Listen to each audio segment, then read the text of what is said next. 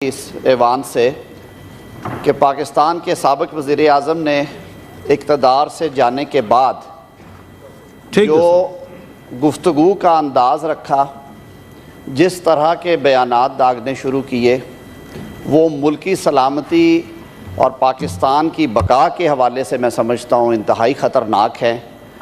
جب آپ high constitutional office پہ ہوتے ہیں تو آپ پہ بہت ساری ذمہ داریاں اس حلف نامے کے ذریعے عائد ہو جاتی ہیں جو حلف آپ آفس میں آنے سے پہلے لیتے ہیں، اور وہ حلف آپ نے رب کائنات کو دیا ہوتا ہے۔ اس کے وہ بانڈ ہے جو کہ آپ نے برقرار رکھنا ہے۔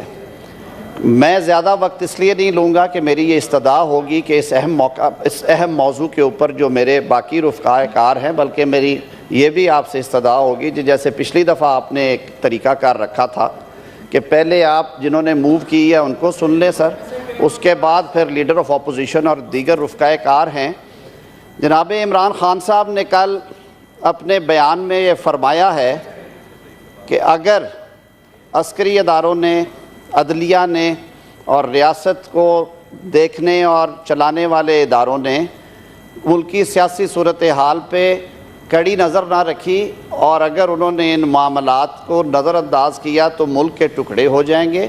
خدا نخواستہ میرے منہ میں خاک، ملک کے جو ایٹمی اثاثے ہیں وہ ہمارے پاس نہیں رہیں گے، اور اس کے علاوہ بہت کچھ فرمایا گیا۔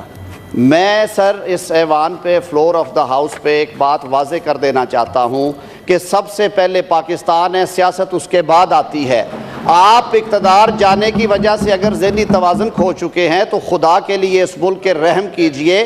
یہ ملک انشاءاللہ العزیز قائم رہنے کے لیے بنا ہے، قائم رہے گا۔ Please leader of the house بات کر رہے ہیں، پلیز۔ حکومتیں بدلنے سے ریاست پاکستان کو فرق نہیں پڑے گا۔ آپ کو اپنے اتحادیوں نے چھوڑا، آپ کو ایک آئینی طریقہ کار کے ذریعے سے حکومت سے ہاتھ دھونا پڑے۔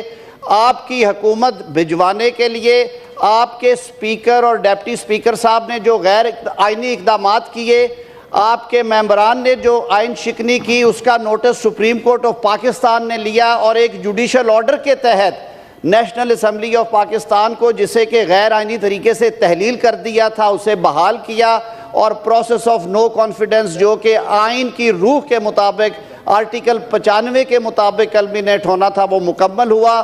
اس کے بعد مقتدر اور منتخب قومی اسمبلی نے قائد ایوان کا انتخاب کیا۔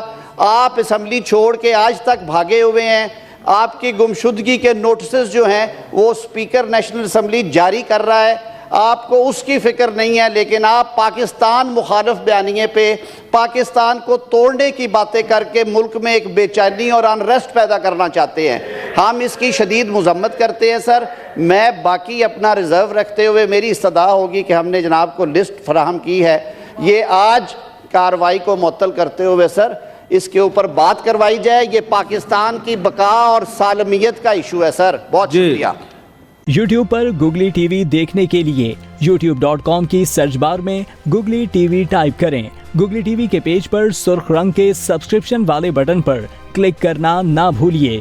یوٹیوب پر اپلوڈ ہونے والی ویڈیو سے باخبر رہنے کے لیے بیل آئیکن پر کلک کیجیے۔ آپ کو ہر نئی آنے والی ویڈیو کے بارے میں نوٹیفیکیشن موصول ہو جائے گا۔